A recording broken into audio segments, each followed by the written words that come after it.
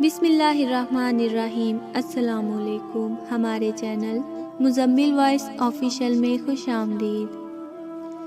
یہ کہانی ہے اشفاق خان کی، جس کی زندگی میں ایک انوکھا طوفان آیا تھا۔ اس کے 2 بڑے بھائی تھے، تینوں کی شادیاں ہو چکی تھیں اور تینوں کے پاس اولاد جیسی نعمت بھی تھی۔ اشفاق خان کے 2 ہی چھوٹے بیٹے تھے، باقی سب کی اولاد بڑی تھی۔ اشفاق خان اور اس کے دونوں بھائی ڈرائیوری ہی کرتے تھے۔ اشفاق خان تو لاہور میں ہی گاڑی چلاتا تھا۔ اشفاق کی 43 نمبر گاڑی سارے لاہور کا چکر لگاتی تھی، جبکہ اس کے بڑے بھائی لاہور سے پشاور تک جاتے تھے۔ خان ٹرانسپورٹ میں ان کے باپ شہروز کا نام کافی مشہور تھا، اسی نام کی وجہ سے انہیں معقول تنخواہ پر رکھ لیا گیا تھا۔ تینوں بھائیوں میں اتفاق تھا، سب پیار محبت سے رہتے اور زندگی بہت خوبصورت گزر رہی تھی، اور شاید آگے بھی خوبصورت گزرتی اگر اشفاق کے ساتھ ایک برہنہ واقعہ پیش نہ ہوا ہوتا۔ اشفاق خان کی ڈیوٹی رات 11 بجے ختم ہو جاتی تھی۔ وہ اپنی گاڑی اڈے پر دوسرے بندے کو دے کر سارا پیسہ جمع کروا کے گھر آ جاتا تھا۔ اس کے بڑے بھائی کا بیٹا حافظ تھا، وہ رات 12 بجے تک ٹی وی پر تلاوت سنتا تھا۔ اشفاق خان جب بھی رات کو گھر آتا تو بھتیجے کے کمرے سے تلاوت کی آواز آ رہی ہوتی اور بے اختیار اس کے قدم اپنے بھتیجے کے کمرے کی طرف چل پڑتے۔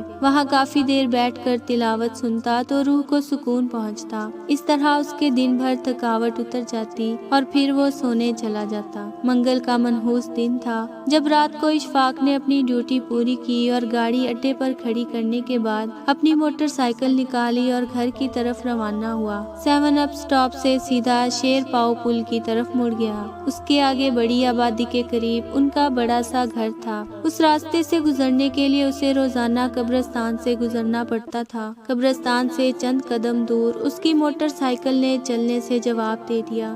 موٹر سائیکل کا پلگ شارٹ ہو گیا اور وہاں دور تک کوئی مکینک بھی نہیں تھا۔ واپس جاتا تو بہت دیر ہو جاتی۔ گھر کا فاصلہ تھوڑا سا تھا، سو اشفاق نے پیدل چلنے کا سوچا اور موٹر سائیکل کو کھینچتا دھکیلتا قبرستان سے گزرنے لگا۔ وہ یہاں سے پہلے بھی گزرتا رہتا تھا، مگر اسے کبھی خوف محسوس نہیں ہوا۔ آج نہ جانے کیا بات تھی کہ قبرستان میں قدم رکھتے ہی ایک پراسرار سی لہر اس کی ریڑھ کی ہڈی میں سرایت کر گئی۔ وہ خوف زدہ ہو کر چاروں طرف دیکھتا ہوا آگے بڑھنے لگا۔ اشفاق خان نے خود کو سنبھالا اور کافی حد تک کامیاب بھی ہو گیا، مگر کوئی تو پراسرار چیز ضرور تھی جو ماحول کو گواہ بنا رہی تھی۔ ابھی وہ قبرستان کے وسط میں ہی تھا کہ ایک عجیب سی آواز سنائی دی۔ وہ کسی عورت کی آواز تھی۔ پکی ٹائلوں سے بنی قبر کے پیچھے سے وہ آواز آ رہی تھی۔ اشفاق خان کا تجسس جاگ اٹھا اور آنکھوں میں خوف آ گیا۔ وہ آہستہ آہستہ قبر کے قریب گیا۔ عورت کی آواز اب واضح ہو چکی تھی، لیکن کافی کوشش کے بعد بھی اشفاق خان عورت کی آواز الفاظ کا مطلب نہیں سمجھ پا رہا تھا۔ وہ اور آگے بڑھا، روح افزا منظر اس کی آنکھوں کے سامنے تھا۔ ایک نوزائیدہ بچے کی کفن میں لپٹی لاش اور کھلی قبر۔ سب سے عجیب بات یہ تھی کہ لاش میں ایک عورت بالکل برہنہ تھی۔ اس نے اپنے بال پوری طرح سے کھولے ہوئے تھے اور بچے کا کفن اتار کر کچھ کر رہی تھی۔ پہلے تو اشفاق نے سوچا چپ چاپ یہاں سے کھسک جاؤں، مگر اس کے ضمیر نے اجازت نہ دی۔ وہ عورت اس بچے کی لاش کی بے حرمتی کر رہی تھی۔ ایک مسلمان ہونے کے ناطے اشفاق خان کا فرض بنتا تھا کہ وہ اسے روکے۔ اشفاق کا پختونی خون جوش میں آیا اور فیصلہ کیا، خواہ یہ عورت کوئی ماورائی مخلوق ہی کیوں نہ ہو، اسے روکنا ہوگا۔ مگر وہ پہلے دیکھنا چاہتا تھا کہ عورت آخر کر کیا رہی ہے۔ وہ دبے پاؤں قبر کے بالکل پاس آ گیا۔ اس نے دیکھا کہ وہ عورت بچے کو سرما لگا رہی ہے، اور عورت نے اپنی انگلی سے ایک بندیا بچے کے ماتھے پر لگائی اور پھر نامعلوم زبان میں کچھ بڑبڑانے لگی۔ پھر وہ بچے کی اور بیٹھ کر ساتھ بھرے پانی کے گھڑے سے اوپر پانی پھینکنے لگی۔ اشفاق خان کی سمجھ میں آیا کہ یہ عورت کیا کر رہی ہے۔ اشفاق خان نے سن رکھا تھا کہ ایسے عمل بے اولاد عورتیں کرتی ہیں تاکہ انہیں اولاد ہو سکے۔ اشفاق خان قبر کی اوٹ سے نکلا اور اس عورت کو بالوں سے پکڑ لیا اور ایک زوردار جھٹکے سے عورت کو بچے کی لاش سے ہٹایا۔ جاہل عورت، یہ کیا شیطانی کام کر رہی ہے تو؟ عورت بدحواس ہو گئی۔ اشفاق خان نے ابھی تک عورت کے بال پکڑے ہوئے تھے۔ مجھے چھوڑ دو، تجھے چھوڑ دوں تاکہ تو پھر یہ گندا کام کرے؟ میں تمہیں خوش کر دوں گی، تم جتنی دولت چاہتے ہو میں دوں گی۔ مگر اشفاق خان نے عورت کی بات پوری ہونے سے پہلے ہی عورت کو ایک اور جھٹکا دیا۔ میں تو اب تمہیں تھانے میں ہی چھوڑوں گا۔ تھانے کا نام سن کر عورت کی آنکھوں میں خوف سما گیا۔ ایسا مت کرنا، سارے خاندان میں میری بےعزتی ہو جائے گی۔ عورت نے اشفاق کے آگے ہاتھ جوڑے۔ اچھا تو پھر وعدہ کر آئندہ کبھی ایسا گھٹیا کام نہیں کرے گی۔ کپڑے پہن اور چل میرے ساتھ، میں تجھے گھر چھوڑ کر آؤں۔ نہیں نہیں، میں گھر چلی جاؤں گی، تم میرے ساتھ نہ آؤ تو مہربانی ہوگی۔ نہیں، میں تیرے ساتھ تو ضرور جاؤں گا اور تیرے کسی بڑے سے بات کروں گا تاکہ تو آئندہ ایسا قدم نہ اٹھائے۔ اچانک وہ اشفاق خان کے قدموں میں جھک گئی۔ اشفاق خان نے سمجھا وہ اس کے پاؤں پکڑے گی اور ساتھ نہ آنے کی منت سماجت کرے گی، مگر اشفاق کے تمام اندازے غلط ہو گئے۔ جب عورت نے جھک کر اشفاق خان کے قدموں کے پاس سے گھڑا اٹھایا اور کمال کی پھرتی سے اس کے منہ پر دے مارا، اشفاق خان نیچے گرا اور ہوش و حواس سے بےگانہ ہو گیا۔ عورت نے پاس پڑے دوپٹے سے اپنا منہ ڈھانپا اور قبرستان سے باہر کی طرف بھاگی۔ سڑک پر جا کر عورت نے ایک رکشہ روکا اور غازی روڈ جانے کو کہا۔ غازی روڈ اتر کر ایک گلی میں داخل ہوئی۔ تھوڑا دور پیدل چلنے کے بعد سیڑھیاں چڑھی اور اوپر فلیٹ میں چلی گئی۔ فلیٹ میں سامنے ایک شخص بیٹھا تھا جس کی عجیب شکل تھی۔ عورت اس کے پاس جا کر بیٹھی اور کچھ کہنے کے لیے منہ کھولا ہی تھا کہ اس شخص نے ہاتھ اوپر اٹھا کر اسے چپ رہنے کا اشارہ کیا۔ میں جانتا ہوں سکینہ، تم اپنے مقصد میں کامیاب نہیں ہو سکی، بس تم کالی طاقتوں کا شکر ادا کرو کہ انہوں نے کوئی ٹھوس قدم نہیں اٹھایا، ورنہ عمل کے رکنے سے تمہاری جان کو خطرہ بھی ہو سکتا تھا، اور یہی تمہارا پہلا عمل تھا جس کے خلاف کالی طاقتیں کچھ نہ کر سکیں۔ اب میں کیا کروں آپ بتائیں؟ اب تمہیں کچھ کرنے کی ضرورت بھی نہیں۔ جس کام کو اس نامراد نے روکا ہے اب یہ کام وہی کرے گا۔ تمہارا عمل ضرور پورا ہوگا، اور اگر کالی طاقتوں نے چاہا تو تمہیں ضرور اولاد ملے گی، لیکن تم روزانہ کی طرح ہمیشہ مجھے خوش کرو تو۔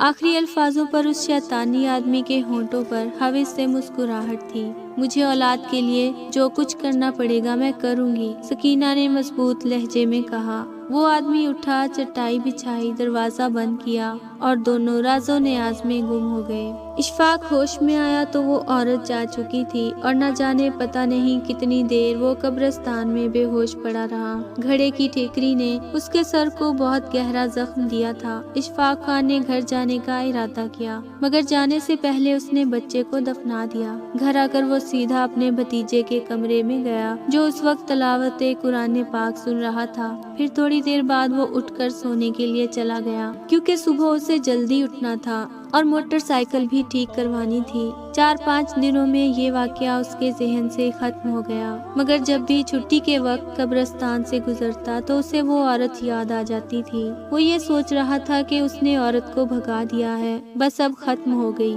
مگر اس کی زندگی کا سب سے بھیانک حصہ تو اب شروع ہونے والا تھا جس سے وہ لا علم تھا۔ منگل کا دن پھر آ گیا۔ ڈیوٹی سے آ کر اشفاق گھر میں داخل ہوا، تھوڑی دیر تلاوت سنی اور پھر اپنے کمرے میں سونے کے لیے چلا گیا۔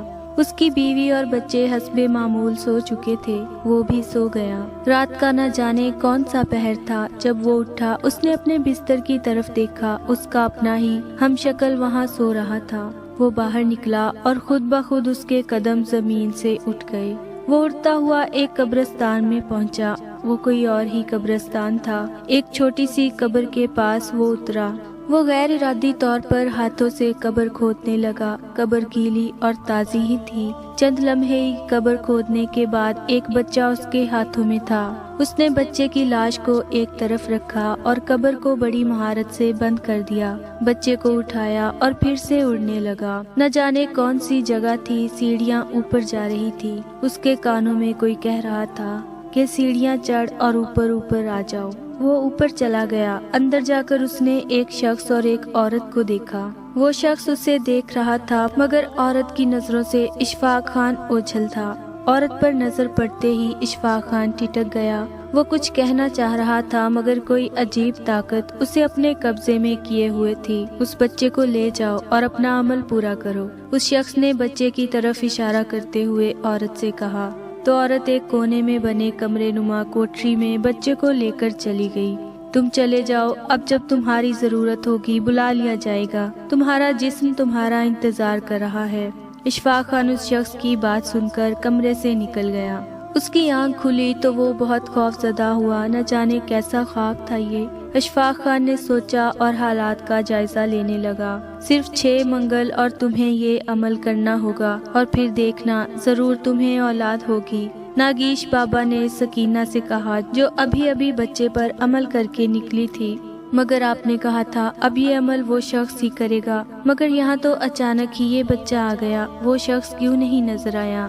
یہ سب تم نہیں سمجھ سکتی سکینہ، انسان جب سوتا ہے تو روح اس کا ساتھ چھوڑ دیتی ہے، اور ہم نے اشفاق خان کی روح کو قابو میں کر لیا۔ اب وہ ہر منگل ہمیں کوئی نہ کوئی بچہ دے جائے گا اور وہ یہی سمجھے گا کہ یہ سب خواب ہے۔ اب تم اس بچے کی لاش کے ٹکڑے کرو اور اگلے منگل تک تم نے یہ گوشت کھانا ہے۔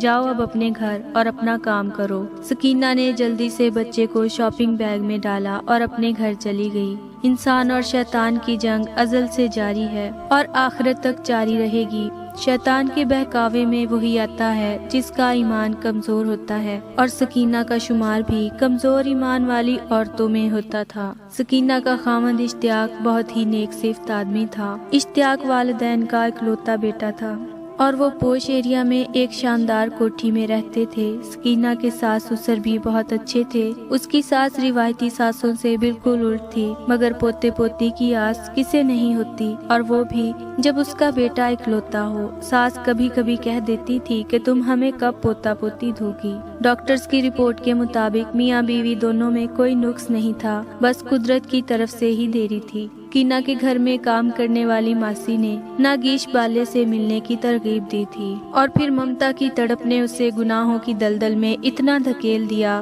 کہ اب وہ چاہے بھی تو واپس نہیں آ سکتی تھی۔ ساس بہو پر اتنی نظر تو نہیں رکھتی تھی، نہ ساس کے دل میں کوئی میل تھا، مگر پچھلے 1 ماہ سے بہو رات کو دیر سے گھر آتی تھی تو ساس کے دل میں اچانک سے وسوسے اٹھتے۔ آج بھی جب سکینہ رات کو 1 بجے لوٹی تو ساس جو کب سے اس کے انتظار میں جاگ رہی تھی بہو کے آگے آ کھڑی ہوئی۔ سکینہ بیٹی ایک بات کہوں، برا تو نہیں مانو گی؟ جی امی بتائیں۔ بیٹا اتنی رات کو گھر سے باہر رہنا ایک عورت کے لیے اچھی بات نہیں ہے۔ ماں جی میں اپنی دوست نائلہ کے پاس گئی تھی اور ٹائم کا پتہ نہیں چلا۔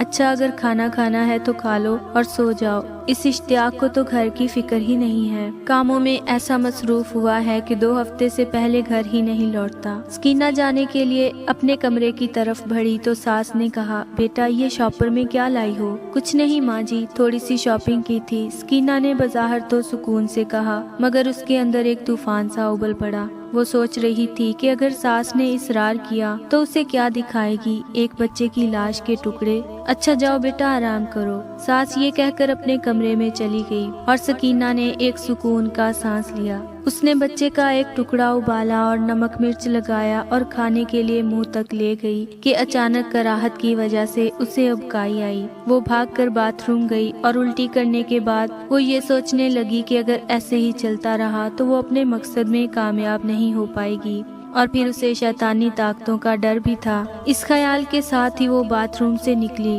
اور وہ پکا ہوا بچے کے گوشت کا ٹکڑا کھانے لگی۔ اس گھناؤنے کام کے بعد وہ بستر پر سونے چلی گئی۔ طرح طرح کی سوچوں نے اسے گھیر لیا۔ یہ مہینے کا 3 منگل تھا جب اشفاق خان نے وہی خواب دیکھا کہ وہ قبرستان سے ایک بچے کی لاش لے کر نکل رہا ہے اور پھر وہی سیڑھیاں چڑھتا ہے اور اسی شخص کو بچہ دے کر واپس آ جاتا ہے۔ اشفاق خان پہلے تو خوابوں سے اتنا پریشان نہیں ہوا تھا، مگر اب پریشانی اس کے چہرے سے ٹپک رہی تھی۔ دوسرے ہی دن وہ ایک ڈاکٹر کے پاس گیا اور اسے ساری بات بتائی۔ ڈاکٹر نے چیک اپ کیا اور بولا تمام رپورٹس درست ہیں، آپ بالکل ٹھیک ہیں، مگر ایک بات پوچھوں، آپ صاف صاف بتانا، میرے پاس ایسے کیس پہلے بھی آئے ہیں جن میں مریض ایک ہی طرح کا خواب بار بار دیکھتا ہے، یا تو وہ منظر اس کی زندگی میں آنا ہوتا ہے یا پھر آ چکا ہوتا ہے، مگر ایسے لوگ آٹے میں نمک کے برابر ہوتے ہیں۔ ان میں زیادہ تر لوگ وہ ہوتے ہیں جو کسی چیز کو دیکھ کر اس کا اثر اپنے لاشعور میں چھوڑ دیتے ہیں، پھر جب انسان سوتا ہے تو اس کا شعور سو جاتا ہے اور لاشعور جاگ جاتا ہے، تبھی لاشعور میں بیٹھے خیالات یا گزرے مناظر اسے خواب کی صورت میں نظر آنے لگتے ہیں۔ اشفاق صاحب، کیا آپ کے ساتھ بھی کبھی کوئی ایسا واقعہ پیش آیا ہے؟ جی ڈاکٹر صاحب، ایک واقعہ میرے ساتھ ہوا ہے۔ اشفاق خان نے ڈاکٹر کو قبرستان میں داخل ہونے سے لے کر بے ہوش ہونے تک کے تمام حالات بتا دیے۔ اشفاق صاحب، بالکل یہی وجہ ہے کہ وہ واقعہ آپ کے لاشعور سے چپک گیا ہے۔ پھر اس نے اشفاق خان کو کچھ ادویات لکھ کر دی۔ اشفاق خان کلینک سے نکلا اور ادویات کی پرچی پھاڑ دی۔ وہ ڈاکٹر کی باتوں سے مطمئن نہیں تھا۔ اس نے ایک بار نہیں 3 بار یہ خواب دیکھا تھا، بلکہ خود اپنی آنکھوں سے قبرستان والی عورت کو دیکھا تھا۔ اشفاق کو ڈاکٹر کی کسی بات پر تسلی نہ تھی۔ اگر یہ خواب ہی تھا، یہ میری لاشعوری تھی، تو پھر روزانہ نظر آتا۔ اس کے اندازے کے مطابق ہر 7ویں دن یہ خواب آتا تھا اور وہ کسی مختلف قبرستان سے بچے کی قبر کھودتا اور نامعلوم پتے پر نامعلوم شخص کو دے آتا۔ وہ سوچوں میں غرق روڈ پر چلا جا رہا تھا کہ اسے ایک دوست کی آواز آئی۔ اشفاق خان آج ڈیوٹی پر نہیں گئے؟ اس کے دوست مختار نے قریب آتے ہوئے کہا۔ محلے میں اس کی سبزی کی دکان تھی جہاں اس کا لڑکا بیٹھتا تھا، اور مختار سبزی منڈی سے سبزی لانے تک محدود تھا۔ بس یار، تھوڑی طبیعت ناساز ہے، کسی ڈاکٹر سے چیک اپ کروا لو۔ یار مختار، یہ ڈاکٹر کے بس سے باہر ہے، مگر مسئلہ کیا ہے؟ کچھ نہیں یار، چھوٹی سی بات ہے۔ اشفاق بات ٹالنے لگا۔ یار اشفاق، کبھی کہتے ہو چھوٹی سی بات ہے اور کبھی کہتے ہو کہ ڈاکٹر کے بس سے باہر ہے۔ مجھے بتاؤ تو صحیح، کیا بات ہے؟ آؤ میرے ساتھ، سامنے ہوٹل میں چائے پیتے ہیں اور پھر اس مسئلے کا حل نکالتے ہیں۔ دونوں دوست ہوٹل میں چلے گئے اور چائے پیتے ہوئے باتیں کرنے لگے۔ اشفاق نے ساری بات بتائی۔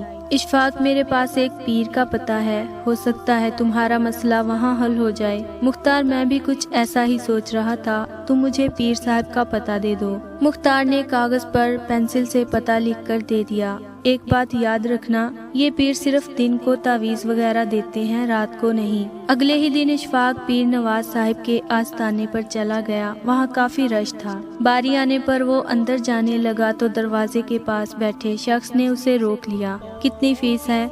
جناب، صرف 200 روپے، اور کام نہ ہونے کی صورت میں آپ کو 500 روپے واپس دیے جائیں گے، مگر کام ناجائز نہیں ہونا چاہیے۔ اشفاق نے 200 روپے دیے اور اندر چلا گیا۔ اندر ایک سفید داڑھی والا شخص سر پہ امامہ باندھے تعویذ لکھ رہا تھا۔ اس شخص نے چہرہ اوپر اٹھایا اور اشفاق خان کو دیکھ کر ٹھٹک گیا۔ پیر صاحب سے اشفاق خان کا مسئلہ چونکہ چھپا نہیں رہا۔ پیر صاحب کی زلفیں کالی اور لمبی تھیں جو امامے سے نکلی ہوئی تھیں، منہ پر لمبی سفید داڑھی تھی۔ اشفاق خان اپنا مسئلہ بتانے ہی والا تھا کہ پیر صاحب بولے، تمہارا مسئلہ میں حل نہیں کر سکتا، البتہ تم اصول کے مطابق فیس کے ساتھ 300 روپے اضافی لے کر جا سکتے ہو۔ مگر پیر صاحب، آپ نے میری بات تو سنی ہی نہیں۔ بچے، ہمیں سب علم ہے، تمہارے خواب تمہیں پریشان کرتے ہیں۔ یہ کوئی ایسی بیماری نہیں جس کے لیے تمہیں تعویذ دیا جائے۔ کچھ دنوں میں تم خود بخود ٹھیک ہو جاؤ گے، جاؤ اور سکون سے اپنا کام کرو۔ پیر صاحب کا جواب سن کر اشفاق واپس نکلا۔ مایوسی میں اس نے فیس بھی واپس نہ لی اور اشفاق گھر آ گیا۔